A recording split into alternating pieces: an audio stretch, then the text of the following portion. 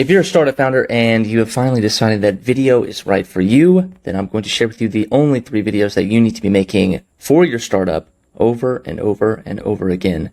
What is going on, guys? My name is Jordan Anderson from Nice Light Studio. I myself have made over 3,000 videos. I've done 200 product launches and worked with startup founders that have gone on to make over $50 million in revenue. Let's go here first and talk about the 5 deadly launch mistakes that every founder seems to come across at one point in their career. And the mistake that we're going to cover today is mistake number 1, not using video. If you're watching this and you are still on the fence of should I do video, should I not do video, if you want to grow your business, if you want to take your business seriously, you have to add video into your mix. You cannot rely only on blogs or newsletters or SEO or Twitter alone. You have to find a way to incorporate video because video is how your customers consume content. You may not consume content, you may not be on TikTok, you may not be on YouTube, but your audience is, and that is how they want to get the content delivered. That's how they want to get their information delivered. And when they're looking for SaaS solutions, when they are buying SaaS products and signing up for your latest app, potentially, the first thing that they're going to do is look up on YouTube for videos about your product, whether it's reviews, demos, walkthroughs. So having a video and having videos in your arsenal for your startup is going to be crucial. That's mistake number 1, always not using video. We've covered some of these others in other videos. Mistake number 2, you can't narrow down features. You are all over the place, or you're trying to super overload your customers with, hey, here's 10 features in a video. Maybe you make a keynote and you're trying to go through 20 different features. Instead, you should limit it to 3 or 4. Mistake number 3, can't articulate the problem. If you right now are talking to the camera, or if you're writing a blog post, or you're sitting there ready to craft your newsletter for the week, and you don't know what the problem is and you don't know who the problem is for, then you've got a problem. You have to become an expert at this problem. You have to fully map out and articulate the problem, cover if you were drawing a map, if the map is unknown, you think you're on a video game and, it's all that fog of war. It's that, I'm an Age of Empires guy, so it's like the fog of war where it's all kind of black and you got to send your scout out to map everything out. That's you. You need to send your scout out and map out the entire map, see where all the terrain is, see where the enemies are, so that then you can start to make a real plan about how to solve that problem. Mistake number 4, acting like a Fortune 500 company. You think you are way too big. You just put your logo, you act like Apple, you act like McDonald's, where you can just put your logo at the end and you say McDonald's. Everyone who sees the McDonald's logo knows how to go get a McDonald's product. Everyone that sees an Apple logo or a Nike logo at the end of a commercial knows how to go get those products. If I put your logo at the end of a video, how many of your customers, what percentage would you say, know exactly how to get your product? If you just put, Hoobly.ai, what do they know what to do? They don't know what to do. So you have to tell them exactly what to do. It feels cringe. It feels like I'm selling, but at this early stage in your startup, you have to do that kind of thing. You have to be direct. You have to take them by the hand and be a little concierge and take them all the way to the checkout and get them to buy your product. Because otherwise they're going to get lost or they get disinterested. And that's why you see cart abandonment rates are the highest they've ever been. And then finally, mistake number 5, the founder. If you can't get over yourself, if you don't believe that this is how you grow your business, if you don't believe that I don't need to market my product, I just need to just keep making better and better features for my product, then you're in the way. Or if you don't believe that video is the way out, or if you don't believe that I need to market, there's some kind of limiting belief up in here that is putting a ceiling on your growth and is capping the success and stunting the growth of your business. And sometimes you just got to get out of your own way. But that's a very difficult problem. We've tried to solve it in previous videos, but if you can't get it out of your own way, maybe this business is not right for you. So let's go down to our lesson today. The only 3 videos every founder should be making. You want to make a content video strategy, then simple and focus is the way to go. There's no need to do elaborate funnels. There's no need to do this, you type into ChatGPT, write me a YouTube content strategy, and it's going to give you this insanely complicated thing. And really, it narrows down to these only 3 videos, and we call it PSH, is the acronym. And the first video is problem. I'm just going to delete these mystery cards. The second video is selling, and the third video is helping. When you go out to make a video, you have to ask the question, am I helping solve a problem? Am I talking about the problem? Am I selling in this video? Or am I helping? And sometimes the video can be all three. Like a great keynote contains all three of these. So let's kind of dive in. Let's talk about a problem video. A problem video would be a video like this that you're watching right now. I'm talking about the problem of video strategy for founders, for startups. I'm mapping it out. I'm talking about what they go through. So let's map this out. So a problem video would be, this is your kind of daily podcast. A lot of times this is, anything, news and updates. What else could your problem video be? It could just be you ranting about the problem, because the greatest of founders out there are experts at their problem. They know what the problem is. They've mapped it out. They think about the problem 24/7. And if they weren't paid to do this, if in their startup they weren't paid to solve this problem, they would still be solving the problem in their own time, in their basement, wherever you want to be. If we're going to put this into YouTube terms, a great example of a problem video is something like, top 5 mistakes. That's a great classic formula. We see, the one big thing type videos, or the, 5 reasons why. You're talking about the problem. You're setting up the problem. You could also talk about your origin story, founder origin story. These are all kind of talking about the problem, how you came across the problem. This is, could also be some expertise problems, some founder war stories. So founder war stories are just like, here's how I solved the problem, or here's how my business almost tanked because I had this problem myself. 5 reasons why, founder origin story. That's a pretty good stack of videos right there.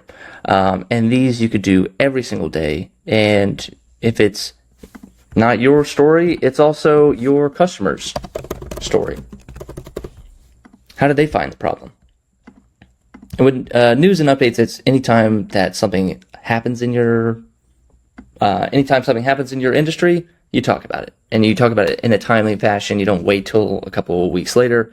If you're in the SEO world, Google is having their SEO leaks right now. And so this is the perfect time to talk about SEO. So if you have an SEO app, you should be talking about all the BS and shenanigans that's happening at Google and Google Search Console and all those, anytime they F up or something bad happens, or how this is about to replace this. Yeah, that's a good one too. This replaces X,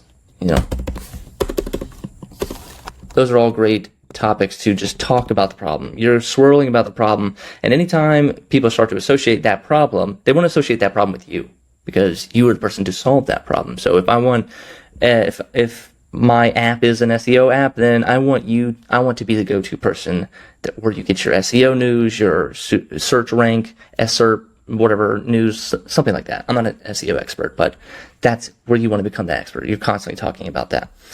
Now we go to the selling videos, and let me make a little blank card here.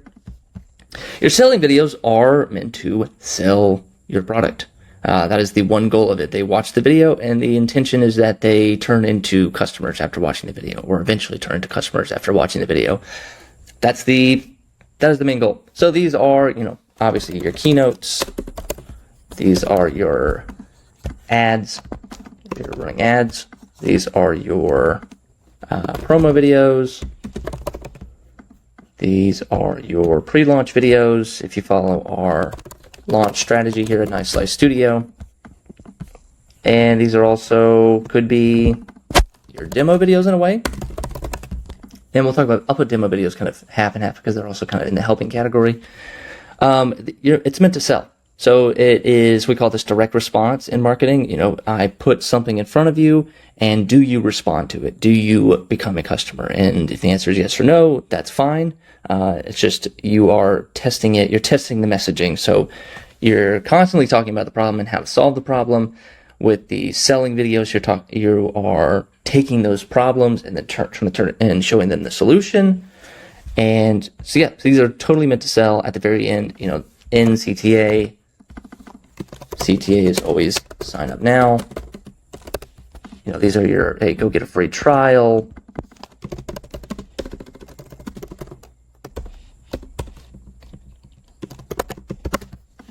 Things of that nature. These are your selling videos. Very straightforward, very simple. Now we end on the helping videos. So helping videos are videos that help. So these are almost, if you would look at this is like a customer journey in a way. Let me unlock this. So it moves from problem to selling to helping, and they can go back and forth, but this is kind of your customer journey. In the problem phase, they are about to become a customer. They're in the consideration phase. When you're selling, you're trying to sell them a product, and then when you're helping, you are just helping them, or you're helping them because they're a customer. So this turns into the biggest, baddest one is demo videos. If I'm a founder, I'm making a demo video once a month. I'm showing them how to, maybe just like a general overview. 20 minutes, sit down with the founder. You might feel like you're making the same video over and over, but this might be the first time they're watching that video. So I would be making a demo video. Just set your calendar, first of the month.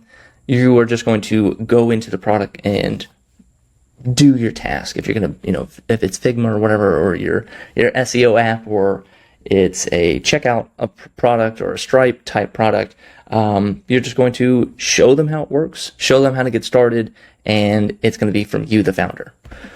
So it's your demo video. The other one is obviously your help center videos. So these are your, if I go to your help center and especially if you're running a free trial and I don't know how to use your product, and I go to your help center and I read some guides, and it's just a wall of text, wall of words. Yes, it has pictures and screenshots, but if you can show me a video in 3 minutes on how to do this one task that I'm trying to do, and I hear your voice and I start to trust you more and more, that's a great experience. And that's going to keep me around.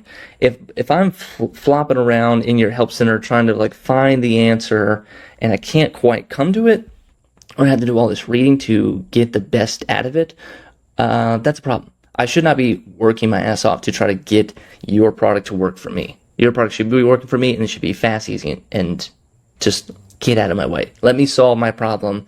If your app is getting in my way, then you're going to see churn. You're going to see people they try it. Hey, they did the trial, but we're not getting, people aren't getting charged at the end of the trial, at the end of the 7 days. And it's like, what do we do? It's like, make it easier for them to use your app. So how do we make it easier for them to use your app? One, make the product easier, but then two, just make videos. It's like, if you're so stuck in feature hell, or you can't go back and fix your app, the least you can do is make videos to show them how to use it.